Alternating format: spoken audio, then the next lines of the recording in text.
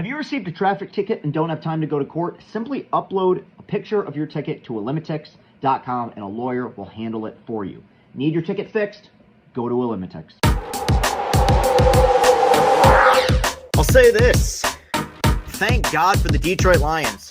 Single-handedly saving football in this state. Good Lord. I guess it's technically not true because if you're a Spartan fan, you had a pretty good weekend. But we are going to start with the Lions. Welcome into I'll Say This. I am Chris Castellani. We got a heck of a weekend of football to recap. It wasn't all good. It wasn't all bad, but it was definitely all interesting. And we're going to preview what is, at least in this state, the biggest game of the year every year. Michigan going up against Michigan State this Saturday, a night game in Ann Arbor against the Spartans. We'll be talking all about that, maybe doing a little bit of Tigers stuff, just small around the edges. And look, I'm going to be open about this before we go any further. I'm open to the idea of having a co-host for this podcast because I want this to be an all-encompassing Detroit sports podcast. And you guys know I can cover Michigan and Michigan State and be totally fine. I can cover the Tigers. I think I can be excellent at it. Even the Lions, I mean, I think I've gotten a lot better. I feel confident in my abilities there. But I'll be real. I think one of the worst things you can do as a content creator or any sort of media personality is act like your shit doesn't stink. And to put it simply, I do not know enough about hockey or NBA basketball where I'm comfortable doing a 5-10 minute segment about the Red Wings or the Pistons. It's not to say that I dislike them. In fact, I went to a few Red Wings games last year and had a lot of fun, but it's just I would, in this particular instance, I would rather stay silent about it than act like I know what I'm talking about. So now one thing that about me, and this is not me claiming any sort of superiority over anybody. In fact, it's the opposite. But I'll be real. In my experiences, it has been difficult for me, and I put this squarely on my shoulders with my own kind of personal quirks, to find chemistry with a co-host. That has not gotten me into trouble in the past, but I just think that it has been something of an issue that I've noticed, where I feel like sometimes I just work better when left to my own devices. I think there's evidence of that as well. So if somebody's willing to give it a shot, or it's somebody that you guys recommend, I'm willing to try it out. But for the time being, there will be certain topics that I'll probably avoid just because I don't want to sell you something. I don't want to be a snake oil salesman. Is that the correct term here? Like, I don't want to sell you a bunch of garbage. With that said, let's move on and talk about a team I do know something about, and that is the first place in the NFC North, Detroit Lions, who pulled out a fantastic win in a great game. An awesome, awesome game. And I said it in my post-game video afterwards, these teams are going to play at least one more time because it's a divisional opponent, so you're going to play at Ford Field again. But at some point, it wouldn't shock me if we see these teams play deep into the postseason this year. I mean, the Vikings were the one team, not just in the NFC North, but really in all of football, that I circled coming into the year saying, I think people might be overlooking them a little bit. Now, this is obviously an exceptional division, and we came into the year knowing there probably wouldn't be a bad team in this division, but Sam Darnold's a quarterback that I'd never really been high on, but you give a guy like that weapons and you give him a good play caller, which is what they have. I think they have the ability to do really special things, but they didn't do anything special on Sunday. In fact, they lost to the Lions. I got to give Detroit a whole lot of credit because I do think last week was such a weird barrage of emotions, because on paper you look at it and think that's as dominant a Lions win as you're going to see. A little bit of revenge for what happened last year in Dallas. I mean, you dominate the Cowboys in that fashion. I don't care how bad or good the Cowboys are. People are going to notice. I mean, Jerry Jones went on a Dallas radio show and lost his mind. I mean, they couldn't handle it. You had Chris Christie and his fupa shit-talking Dan Campbell on Chris Russo's show last week. Where did that come from? We'll get back to the Lions in a second, but where did that come from? First of all, look, if you're a politician, you're welcome to be into sports, obviously. We've seen plenty of that, and sometimes it's pretty cool. But Chris Russo, the Mad Dog, does a show, I believe, on Sirius XM, and does he just have Chris Christie on? Like, is it like a weekly segment? Because that's what I heard. He's like, oh, we got Chris Christie on. We're going to talk Dan Campbell running trick plays. What do you think about it? And then he's, you got Christie going, oh, he's got no class. He never has. What are you talking about? Mr. 9% approval rating at the end of his tenure. Shut up. Anyway, great game against the Vikings. And, you come into this game after a whole display of emotions, right? You dominate the Vikings, but you lose Aiden Hutchinson, who's not only your best defensive player, but in many ways the heart and soul of not just your defense, but arguably your team. I mean, a lot of this kind of began with Hutch falling to the Lions at 2 in that draft. And he's been so productive and so good, and, local guy. It's a great story. Now he's out for the remainder of the regular season, he'll pull a Kyle Schwarber for the Cubs. He'll come back in the Super Bowl. I'm calling it right now. He's going to come back in the Super Bowl. He's going to contribute. But for the time being, you got to play without him. And in the first quarter of this game, I mean, you did nothing right. You were going backwards when you had the football. Vikings were driving right down the field, and you got some vibes early on like this was a game that had the potential to get pretty ugly.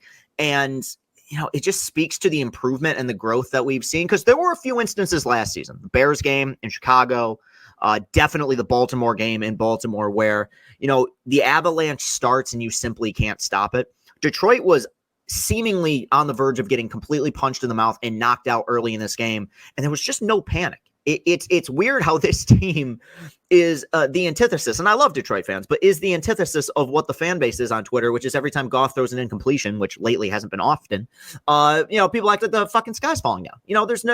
This team is really calm, and they play with a championship type of swagger. And even though they were down 10-0 in a raucous environment, they just ran their offense. I thought Goff was just sensational. And I mean, it's so weird how I'm not even going to put this on Lions fans. I feel like the NFL in general, whenever Jared Goff plays a subpar game, there's this concern that he's going to revert back to what he was in the first 8 games of his tenure, or whatever it was, the first half of his tenure in 2021 with Detroit.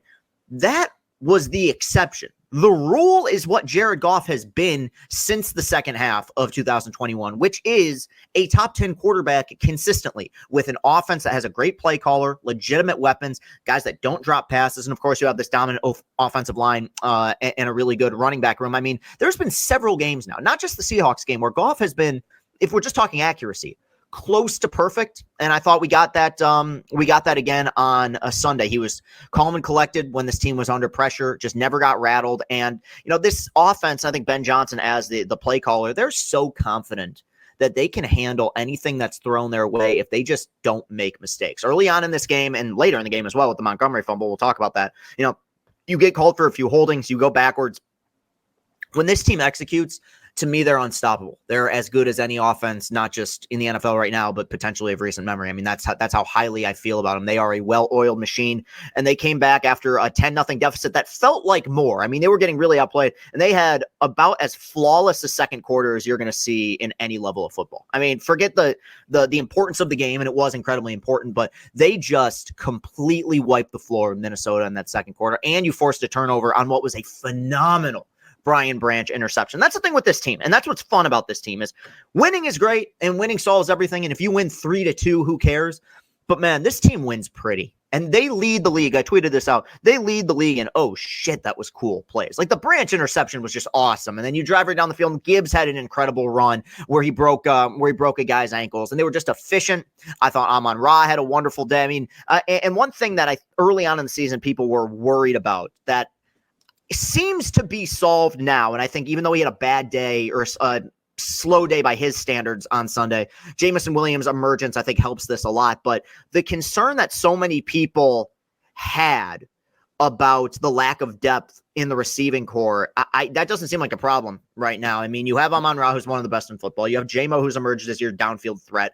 Khalif Raymond's solid. Tim Patrick has emerged really as your number 3 wideout. And while it's not a wide receiver, I mean, you have Sam Laporta, who's one of the more efficient pass catching tight ends in football. It's an embarrassment of riches. But for all the praise I'm giving them, they were on the verge of coughing this game up. And man, I don't know how many times I've got to make this point, but it's worth repeating. And I'm not mad at Lions fans. In fact, like if things were flipped and the Tigers were in this position, I'd probably feel the same way, because for decades, literally every time the Lions had an opportunity to cough up a football game, they would do it. And there were a few instances in which they didn't have the opportunity to cough up a game, and they would still find a way to cough up a game. It was pulling defeat from the jaws of victory consistently. And it looked like for a second they were doing that. They played better than the Vikings on Sunday. They did. And they were kind of rolling in that game. And it felt like in the second half, they were on the verge with one more sustained drive of potentially sticking the knife in. They didn't. All of a sudden, Vikings kick a few field goals. David Montgomery with a fumble, scoop and score. All of a sudden, Minnesota goes up by 1. And even though there were 5 minutes left, and even though Detroit had to punt on the next possession, I'm just like, they're going to get a rhythm going. They're going to drive down the field and they're going to win this game. I mean, I just have extreme confidence that you can only keep this offense down for so long. And that's what we saw. Also, shout out Jake Bates. I mean, that was another thing coming into the year. What's the kicking situation look like? I know that Dan Campbell's still going to roll the dice. He had a very bizarre fake punt play call on Sunday, but I do think that there is significantly more confidence in this kicker. I mean, they basically went backwards and straight up took a knee with about a minute left there, knowing that they were in Jake Bates' range. And he kicked the game winner. Just a phenomenal game and a great effort. And look, man, if this was last year when it was the first real elite Lions team of my lifetime, I could understand trepidation. But similar to what I just said with Goff, what we're seeing right now is not some, I hate to say this because they're my team, it's not the Tigers, okay? I still have very serious questions about the sustainability of the Detroit Tigers. The Lions just have a freaking good roster with a good coach and a good staff and good players and an even better GM. Like, they're not going away. And the loss of Aiden Hutchinson, while very much felt in this game against Minnesota, will continue to be felt more the deeper we get into the season. There will be a game, and I don't know who, but there will be a game in which they get lit up by a quarterback who's got enough time to smoke a cigarette and take a dump in the pocket. I mean, that will happen, and they will have to adjust. But with all of the things that they had going against them, with the bad first quarter and the turnover by Montgomery and being without Aiden Hutchinson, you went on the road against legitimately the hottest team in football. I mean, they were undefeated, and you took care of business. It's hard not to be incredibly impressed with the way that they continue to go about their work. It's a fun team to watch. It's a fun team. It's continued to be a fun team, and like I said earlier, they play with a championship swagger. You cannot win a championship and still have a championship culture. We're seeing that from the Lions. We've seen it from the Lions over the last several years. And I guess if there was any concern about kind of late game bugaboos like what we saw in San Francisco last year, the way that they went about things in a tough place to win on Sunday just proves that things are just different here. And it's hard as a fan. It is. It is very difficult as a fan to adjust to the fact that the sky is not always falling down. Because if there was an organization in sports where sky was falling down 100% of the time was a legitimate mentality to have, it was the Detroit Lions. The changes that we've seen culturally, but even more so from a roster standpoint, has been staggering. They're rolling right now, and now they have an opportunity to really kind of extend this thing. This division is going to come down to the wire. I mean, you look at Green Bay's 5-2; they had a huge win over the Texans on Sunday. Minnesota's not going anywhere, and obviously the Bears have improved a lot. You're going to have to keep winning games. It's going to be a grind, but Sunday was another one of those days that proved that this team is more than the grind. If that makes sense. Up to the grind, is that a legitimate term? Not completely sure, but great job. Awesome game, awesome win. The idea of me at any point in my lifetime having this much fun watching the Detroit Lions is pretty shocking. So credit to them. In terms of a team that I have not had fun watching, and this is where we're going to transition. Michigan football. Michigan football lost 21-7 on the road against Illinois on Saturday. I'm going to start by talking about Illinois just for a second, because very rarely over the last several years have I had to praise an opponent because Michigan has won all the time. Bielema is doing a really good job at Illinois, and he knows how to win in the Big Ten. And we won 3 Big Ten titles at Wisconsin. There's a physicality that those teams have, and they weren't making a ton of mistakes, and their quarterback was pretty good.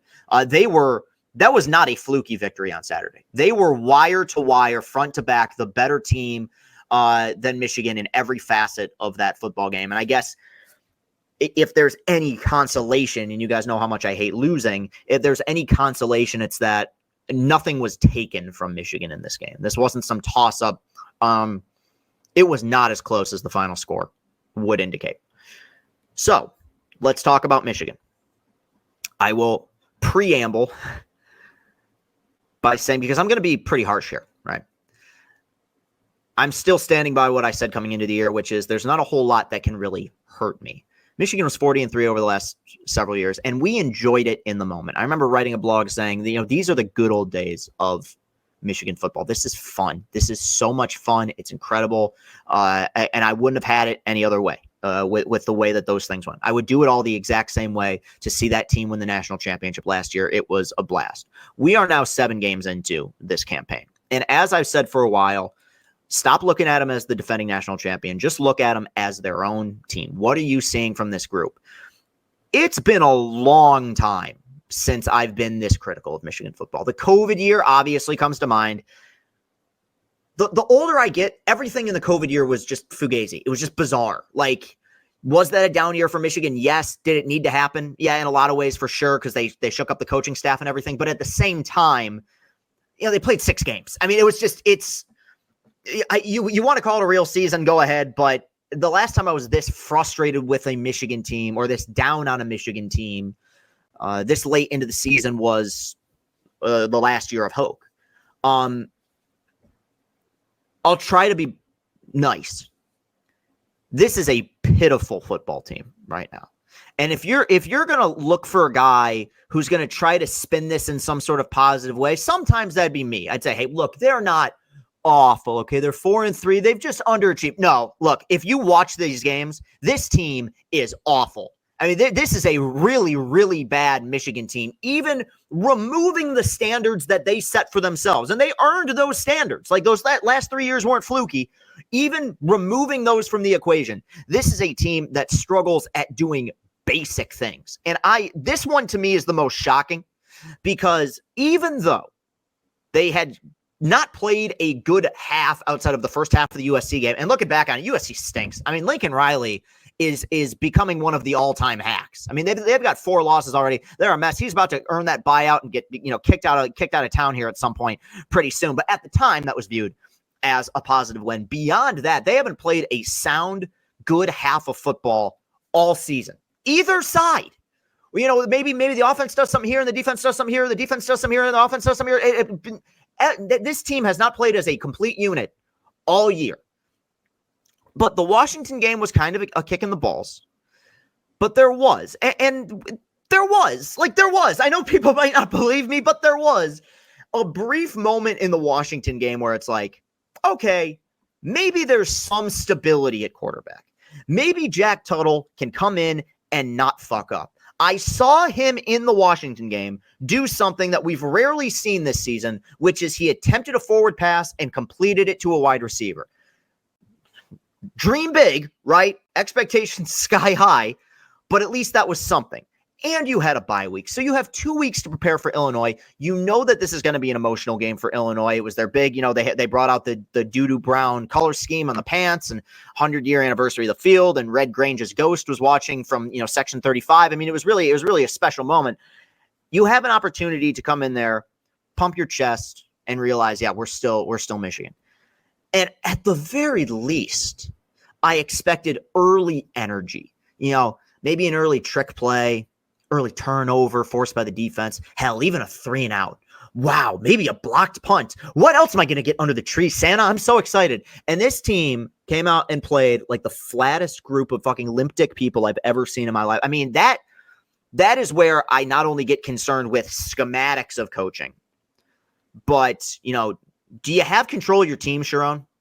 Because they just seemed flat from the get-go. They seemed like a team that had no confidence that they were going to win. When you go back over the last several years, and it starts with that 21 team, right? Because going into that 21 game, they weren't favored against Ohio State. People thought they were going to lose to Ohio State. But that team, that was the first team of the Harbaugh era where you genuinely felt week in and week out, the players thought they were going to win, and the coaching staff put together a plan where they felt like they had an advantage and had the ability to win. They came out shell-shocked, and they fell behind early. And yeah, I mean, I'm going to address the number one elephant in the room. And I mean, it's actually 3 elephants at this point. Neither one of them can complete a pass. Ignore the numbers. And the numbers aren't even good. I'm probably going to be harsher on this guy because he's fucking 34 years old. I thought Jack Tuttle played one of the worst games I've ever seen by a Michigan quarterback. The numbers might be inflated with a pass or 2 here or there to Colston Loveland, but it was apparent, and they tried. And I'm not giving Kirk Campbell any pass because they continually forget that Khalil Mullings isn't on the team. I don't know if they have playmakers outside of Loveland. If they do, they don't utilize them. They're not doing a good job with the quarterbacks. But early on in the game, in the first drive, they did call plays with the hope of getting Tuttle going a little bit, establishing some confidence. First play of the game was, I believe, a play action pass in which you had, I think it was Loveland streaking down the sideline with a step on the DB. If he throws him in stride, that's a big gain, potentially even a touchdown. And he underthrew him by about 15 yards. 2 plays later, it's a third and long, which has killed Michigan this year. And Loveland is wide open in the flat. Wouldn't have gotten the first down, but shit, it would have been a completed pass. And he threw it about 8 feet behind him. That set the precedent for the rest of the day. There is one unit that is exempt from criticism, at least for the time being, and that's the defense. Because one thing that Tony Garcia brought up, if you're a part of the Chris Castellani multiverse and you listen to Chris and company, when I interviewed Tony, he made a great point where he's like, one of the reasons why the defense has worked over the last few years was because the offenses worked. They played complementary football. The offense would sustain drives. If they didn't score a touchdown, you'd have Tommy Doman who would pin a team deep. You'd have to make the opposing offense drive the entire length of the field, and that defense could just shut you down. They were always fresh. They were always hungry. This defense is continually given short fields to deal with, and it reminds me a ton of the end of the Hoke era, where a lot of people were criticizing those defenses, and I remember saying, I think there's a lot of talent on these defenses, but they're just being put in horrible positions. And you saw that 2014 team that had Jake Ryan and Frank Clark and Jordan Lewis, and Peppers didn't play much, but he was on the team. And the next year, they inherited a defense that turned out to be pretty darn good. The talent was there. I do think the talent is there. I will always think that at Michigan, but I just think they're getting gassed early in games. And so I can go back and forth and nitpick the things that didn't work. I think the punting game is crap right now. I don't know what's happened to Tommy Doman. You had a 28-yard field goal blocked after a 9-minute drive. Khalil Mullings is still great, and it's kind of the only thing going for you right now. But it's a legitimate question, and it's not fear-mongering. I watch these games. Do they win another game? Now, looking at it, I saw the line on Sunday opened with them -6.5 against Michigan State. Look, I'm not going to tell people where to put their money. And you know that I want Michigan to win, and I want Michigan to win by a lot. To me, I mean, I would, like Scrooge McDuck, take a fucking bath in gold coins and bet it all on Michigan State to at least cover. I don't know if Michigan's going to score 6.5 points, let alone win by 6.5. But we'll talk about that game when we get to it. But you have now tried out 3 different quarterbacks. None of them, and this is the nicest way I can put it, none of them belong in the Big Ten. None of them are legit passers. We know none of them are playmakers, but at the very least, I think what they hoped for was, I usually hate this term, game manager.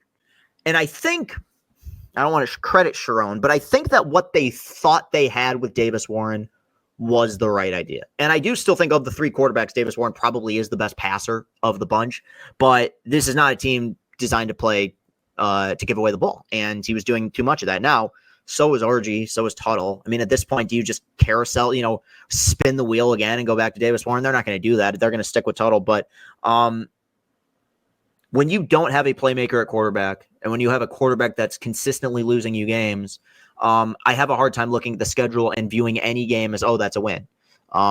Northwestern, they'll be favored. But Northwestern's been tough the last few years. They had 8 wins a year ago. I'm not saying that's a guaranteed win. A few weeks ago, with the way Michigan State was playing, I would have felt differently, but Michigan State's playing some pretty good football right now. And they're hungry. I mean, this is how big this game is for them. And the opportunity in the first year of the Jonathan Smith era, to pick up a win over Michigan. I mean, it's right there for them. They've got a lot of momentum going. It doesn't just have to do with the quarterback. Okay? And I do want to make that clear. I don't want to just bully and bury Jack Tuttle and Davis Warren and Alex Orgy as if this team would somehow be an 11-1, playoff bound ball club. If not for that, there's still schematical issues defensively. Will Johnson, what's his status? Who knows? I mean, he's walking on the sideline with a towel over his head because he's dealing with, I believe, was a toe issue at points. The defense I thought played better, but they should be better than they are. I mean, there's legit future NFL stars here, and they haven't really done a whole lot that blows you away. I've tried to be sympathetic towards the receiving core because I felt like, hey, look, if you don't have a quarterback that can get these guys the ball, it doesn't matter. There were a few instances in which they gave Tuttle plenty of time to throw, and these receivers couldn't get open. So that was a mistake that they made running it back with this receiving core. It was a mistake that they made running it back with these with these quarterbacks. I'm gonna postpone this particular take until next week. Now, if next week goes the way that I think it will go, then I'm gonna pull out this card. But Michigan in my lifetime has had 5 coaches now, not including interim coaches. Lloyd Carr, who retired on his own. People say is maybe forced out. I mean, after the App State loss, I kind of felt like that was going to be the end for him anyway, after that 07 season when Henny and Hart and Jake Long all left. Rich Rodriguez got fired. Rich Rodriguez brought a system to Michigan that simply was never going to work, and the regression became too much. And even though they got better as the season went along, being 7-6 in your third year at Michigan isn't going to cut it, and they booted him. Hoke comes in. He does inherit talent. They go 11-2. Right? Rich Rod was, like I said, implementing a new scheme. Hoke inherited something good and regressed. And obviously Harbaugh came in and in his first year went 10-3, right? You can't inherit a better situation than taking over the defending national champion. Now, I understand expectations are high and there's nowhere to go but down, but this is so far beyond worst case scenario for me. And ultimately, look, I think he's an excellent guy and he's done some wonderful things for the program. Look, the fact is anybody who was on the sidelines for last year's national championship team, kind of has a lifetime pass. But we came into this year not knowing at all if Sharon Moore knew how to coach a football team, how to run a program, how to put together a staff, how to recruit, and how he works things out in game. And so far, 7 games in, he's 0 for 7 in terms of how he's coached every game. I don't feel like Michigan has outcoached any opponent in any game that they've played this year. And you could put some of that on the staff. I think Kirk Campbell was a wildly underwhelming move. Wink Martindale, I think a lot of people expected more out of. The point I'm trying to make is that if we get to the end of this season and they're 5-7 or 4-8, I feel like you're unless there are massive changes, and I mean full scale, staff turnover. I feel like if they run it back, which they will, we'll just end up with a similar result. Because the fact is, and this is something Tony Garcia brought up when we talked to him, this team's losing a lot. This should be an experienced group. Will Johnson's not going to be here next year. Mason Graham and Kenneth Grant aren't going to be here next year. I mean, even some of the experience. Donovan Edwards won't be here next year. I mean, they're losing some key. Colston Loveland's going pro. There's some key pieces that are going to be gone. I mean, you are now entering, people called this a rebuilding year. I would argue next year's the rebuilding year. This year was supposed to be, you're still dealing with some of the crown jewels that won you a national championship a year ago. I hope that I look back at this rant and say that I'm being way too negative. But the team that has showed up in the first 7 games of this season, this is the one thing that is true. Regardless, and you could dig up old takes and say that I'm an idiot, whatever. The one thing I know that's true is that the team that we've seen in the first 7 games this season does not win another game. Now, if a different version of what we've seen shows up, then yeah, they can beat Michigan State and they can beat Northwestern. They're not beating Oregon, they're not beating Ohio State, and they're not beating Indiana from what I've seen. I mean, Cignetti's the fucking coach of the century. You got Indiana football's ranked higher than Alabama right now. Who'd have thought? But I thought that we would see something different on Saturday coming off the bye week, and they played their worst game of the season. And I don't know. I'm trying not to be too harsh, man. I feel like I'm really, really ripping these guys. It's like the way that I rip Javi Baez, but I don't know. I brought up how the Lions are fun and the Lions kind of win pretty and they're explosive and they have a lot of fun players. If an alien came crashing down to earth and asked me to explain football to them, the last team that I would show them is this year's Michigan Wolverines. It's just not entertaining football. Even when they win, it's not entertaining. So, yeah, not good times. Do you want to talk about Michigan State? And that will segue us into talking about this upcoming game. Michigan State beat Iowa at night over the weekend. Jonathan Kim with a monster game, just kicking field goals in his sleep. Arguably the best special teams player in the Big Ten this year. I mean, he's really been fantastic. Michigan State generally, and there's been a few exceptions, generally has pretty solid kicker. And this is no exception. Kim's been fantastic. Had Michigan State won the game against Iowa 10-9, I would have said, hey, look, great defensive effort, but I'm sorry, you have to grade every game against Iowa football on a curve with that offense and the scheme that they have and the way that they genuinely think this. I'm not misquoting. They genuinely think offensive yardage is overrated. They are a team that wants to grind out, win low scoring, close games. But Iowa had a few drives on Saturday. They had a few big plays. With that said, I think the real MVP so far of Michigan State's team is Joe Rossi. Joe Rossi, you get the defensive coordinator from Minnesota, a night and day difference from what we've seen at Michigan State over the last several years, where over the last few years, even if they would force a turnover here or there, had a big play here or there, they were fundamentally unsound. They missed tackles, they missed assignments, coverage blowups. They really lacked the physicality required to win in the Big Ten and to win at Michigan State. They have got so much of that back in 1 year that I'm extremely impressed. It just speaks to, culture. It's there. Jonathan Smith, the one thing that Michigan State fans were confident in, rightfully so coming into this year, is this guy knows how to run a program. He's running the program efficiently. And there are imperfections with this Michigan State team that are very apparent. You saw another Aiden Childs pick on Saturday. They will be turnover prone, and that will be Michigan's strategy on Saturdays. They're going to try to force turnovers and give their offense a short field because the offense they got right now ain't driving 70, 80 yards at any point during a game. But they had to make plays on Saturday, and every time Iowa punched back, they responded. And for a young, as a freshman quarterback and an explosive freshman receiver, they're playing with confidence, and they're playing like a team that has more experience than they actually do. They are in a much better place right now than Michigan. Now, does that mean that Michigan State has more talent? No. At quarterback they do, Jesus, but come on. Who doesn't? But the fact is, to me, Michigan is a mess. Michigan State's biggest detriment is that there's just a lot of holes that need to be filled. And that comes with year one of a coaching regime, especially when the previous coach was, had to walk away in disgrace. They're not a mess, though. He's kept this team together. They have athletes.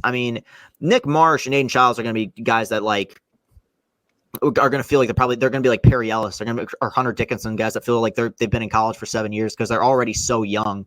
They're playing well. And there's obviously things to clean up. But Saturday is a very winnable game for Michigan State. Not only is it winnable to me, and look, I hope I'm wrong. I need to see a different Michigan team if I'm going to pick Michigan to win that game on Saturday, because my faith, and I think the defense will show up. And let's say the defense plays a really good game and gives up 2 offensive touchdowns to Michigan State. Okay, right? I would say that's reasonable. And if they do, we'll look back and say, hey, good job to Wink Martindale. Maybe they hit 1 or 2 big plays, but besides that, that was a solid game. This could be 2017 all over again, where if you give up 14 points, you're not winning. Because at some point in this game, this is not hard hitting analysis here. At some point in this game, if you want to win, you're going to have to drive down the length of the football field and score a fucking touchdown. I don't have faith in this offense's ability to do that. And so unless they're forcing Aiden Childs turnovers, or there's a boofed snap on a punt, we've seen that in this game, or a blocked punt, or missed field goal, something where you give the offense a short field, you're gonna have to consistently play the field position game, and you're gonna have to pray that Aiden Childs is erratic with the football. If Michigan State plays the way that they did against Iowa, and I would argue those teams are kind of comparable, though Iowa, I think, probably it does have a better offense than Michigan to this point. Can't believe I'm saying that. They will win. I understand there's the home field advantage. In this particular game, home field, it doesn't mean a whole lot to me. At this point, I don't know. I've seen teams go on the road and win this game. Michigan won 49-0 on the road last year. MSU won on the road in 20, and they won on the road several times, in the past. I don't really pay much attention to that. And honestly, the juice and the juju is so down on this Michigan team right now that I don't even know how loud it's going to be, you know, and I could be wrong, man. I mean, they'll show up. I mean, there's 100,000 plus, but geez, yeah. I will be on Locked On Spartans this week, so I don't want to spoil anything completely, but right now, to me, Michigan State's the better team. And I hope, truly, there's something I'm missing. I don't like losing this game. Okay? I really don't. I actually fucking hate it.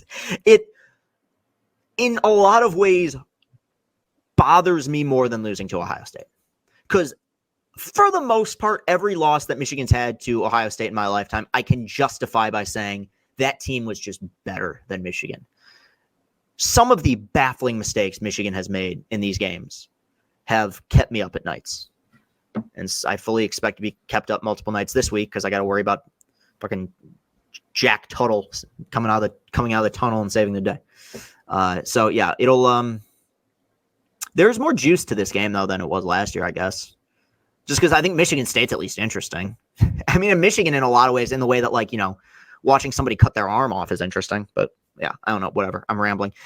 There was some Tiger stuff that I was going to talk about, but now we're kind of deep into the show, and I don't really think there's a whole lot worth mentioning at this point. Like I said, I go back to my original point at the beginning of this episode. I'm open to co-host, and I'm open to your guys' suggestions for co-hosts. I really am. But thank you guys so much for supporting this program and supporting Chris and Company. We have a really good episode of Chris and Company coming up this week with Emily Walden of Baseball America. She does a fantastic job. We talk a lot of Tiger stuff. Maybe that's why I'm not talking Tigers here, because we get a full-on Tigers discussion this week. And then I kind of have an announcement at the end of that episode, or at the beginning. I don't know. These fucking days run together. In which I kind of allude to what the future might be. But I'll say this. My favorite thing in the world is making content and doing the podcast and the videos and talking with my audience. And I want that to be a lucrative full-time thing in my life.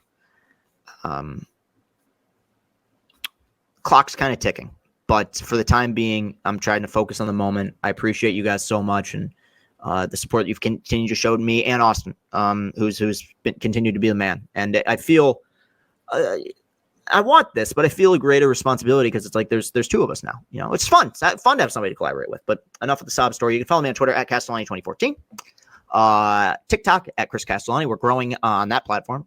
Instagram, Chris Castle95. Follow me, subscribe on all those platforms. If you're watching this on YouTube, hit that like button, hit that subscribe button, comment. What do you think the score of the Michigan State game is going to be this week? I'm dying to. There's a lot of different ways I could see it going, though I see it in most universes. I see it being an ugly football game. Because quite frankly, I don't think Michigan's capable of winning pretty this year. So yeah, let me know. Like, subscribe, hit the bell notification. I love you guys very much. Thank you very much for listening. Have a great rest of your day. Enjoy Hate Week. Peace and happiness.